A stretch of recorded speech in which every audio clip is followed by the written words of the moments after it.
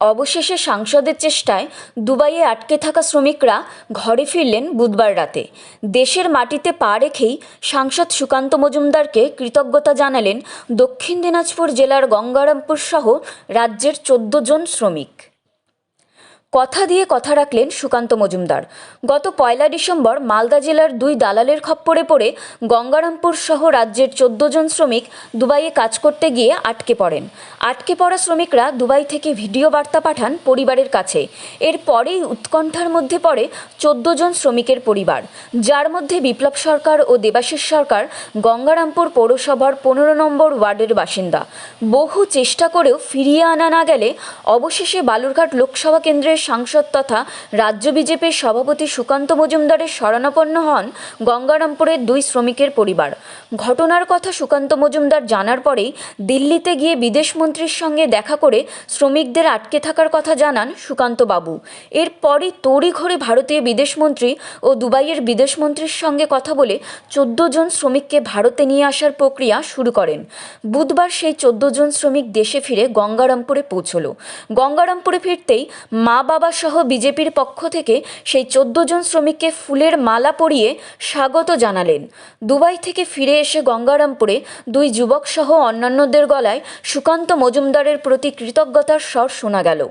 ছেলে ও পরিবারের লোকজনকে কাছে পেয়ে যথেষ্ট খুশি ও আপ্লুত পরিবারের লোকজন।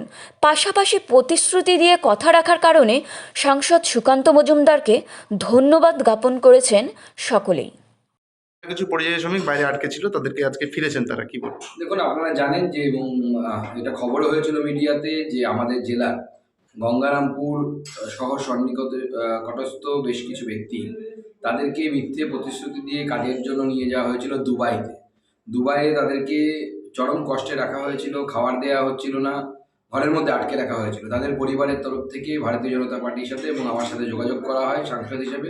আমি মাননীয় মন্ত্রী বিদেশমন্ত্রী ডক্টর এস জয়শঙ্করের সাথে দেখা করে তাকে সমস্ত বিষয় জানাই এবং তাকে লিখিত অভিযোগ দিয়ে আসি। আজকে জেলার সেই ছেলেরা ফিরে আসছে, প্রায় ১০ জন যুবক, তারা আজকে আমাদের জেলায় ফিরবেন। আমি জেলার সাংসদ হিসেবে আমার অত্যন্ত আনন্দের দিন যে আমি এই যে প্রচেষ্টা করেছিলাম সেই প্রচেষ্টার সুফল দেখতে পাওয়া যাচ্ছে এবং জেলার বাসীও খুশি যে জেলার ছেলেরা গিয়ে দুবাইয়ে আটকে পড়েছিল, বিদেশে আটকে পড়েছিল, আজকে তারা জেলাতে আবার নিজের মায়ের কোলে ফিরে আসছে। বরণ আচ্ছা, ভিড় করো না, একজন করে দাও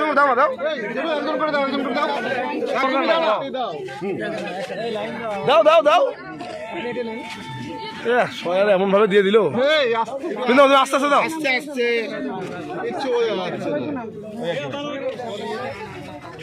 কাকে দিয়ে দিলে ধরে অন্ধকার। ভারত মাতা কি। আটকে যাওয়ার পরে কিভাবে ফিরলেন আপনারা? ওখানে আমাদের সুকান্ত মজুমদার স্যারের সঙ্গে যোগাযোগ হওয়ার পর, উনি বিদেশমন্ত্রীর সঙ্গে কথা বলার পর, তারপরে আমাদের যে কোম্পানির যে বস আছে তার সঙ্গে কথা বলার পর আমরা এসেছি। এক কথায় আমরা সুকান্ত মজুমদার স্যারের সহযোগিতা এসেছি। উনি না থাকলে হয়তো আমরা আরও দীর্ঘদিন কষ্ট করতাম এবং ১ লাখ টাকা প্রত্যেকের কাছ থেকে চাওয়া হয়েছিল প্লেন টিকিট।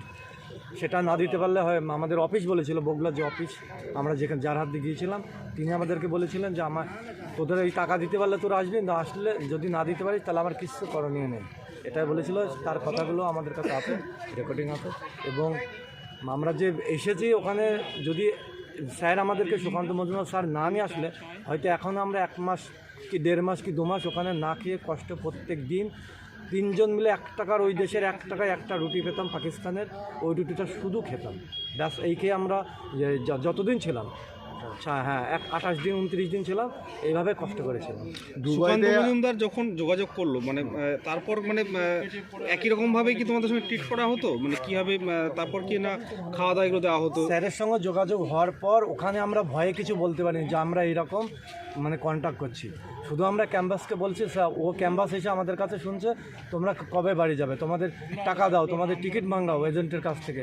তো আমরা এজেন্টের সঙ্গে কথা বলেছি। এজেন্ট আমাদের যে সাব এজেন্ট আছে তারা আমাদেরকে বলেছে যে তোরা কাজ কর, কিচ্ছু হবে না, ১৬-১৭ ঘন্টা ১৮ ঘন্টা ডিউটি করবি, কী হবে, কাজ করতে গিয়েছে। তা আমরা আমাদের সমর্থন, আমরা ওই কাজে যাইনি, আমরা পারবো না। তারপরে ওই প্রত্যেকের কাছ থেকে আমাদের সবচেয়ে বড় ভয় ধরিয়ে দিয়েছে 1 লাখ করে টাকার টিকিট চেয়েছে, যার জন্য আমরা খুব ভয় পেয়ে গিয়েছিলাম। আর অ্যাকচুয়ালি আমাদের খাওয়ার খুব কষ্ট ছিল। বিদেশ মন্ত্রক আপনাদের সঙ্গে যোগাযোগ করলো কি করে? আমরা ফার্স্ট টাইমে সুকান্ত স্যারের সঙ্গে যোগাযোগ করেছিলাম, তারপর স্যার বিদেশ মন্ত্রীর সঙ্গে যোগাযোগ করেছে। আমরা ডাইরেক্ট আমাদের কোনো কথা হয়নি বিদেশ মন্ত্রীর সঙ্গে। সকলে ফিরেছো? সকলে ফিরেছে। একজন বর্তমানে আবুধাবিতে আটকে আছে, গতকালকে আমাদের সঙ্গে আসার কথা ছিল, তার টিকিট ক্যান্সেল হয়েছে শুনেছি। সেই বলছিল যে তার ভিসা ক্যান্সেল হয়নি, এক্সিট হয়নি আর কি, তার জন্য সে আমাদের সঙ্গে আসতে পারেনি, খুব কান্নাকাটি করেছে। আজকে হয়তো আসলেও আসতে পারে। দেশে ফিরে কেমন লাগছে? দেশে ফিরে খুব ভালো লাগছে আর কি। এখন দেশে ফিরে তো ভালো লাগবে, ওখানে ছিলাম তো বন্দির মতো, মানে বাইরে যেতে পারছিল না, পুলিশ ছিল, কাছে কোনো পয়সা নেই, কোনো প্রমাণপত্র নেই, পাসপোর্ট যাওয়ার সঙ্গে সঙ্গে পাসপোর্ট কেটে নিয়েছিল।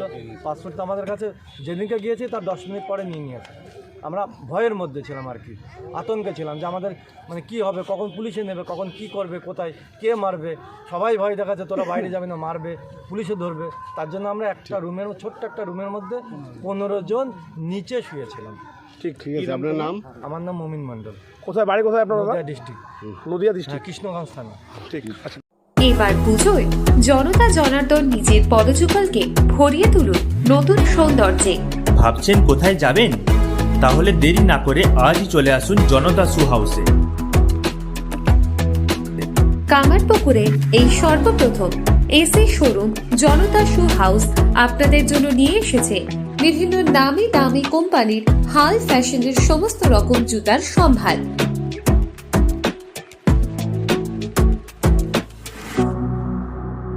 একদম আপনার সাধ্যের মধ্যে। কামারপুকুর চটি বেঙ্গাই রোড ধরে 30 সেকেন্ডের হাঁটা পথে পৌঁছে যান সিরাজ আলীর জুতার দোকানে। শনি মন্দির সন্নিকটে Janata shoe house, proprietor Siraj Ali. Phone number 9732156840।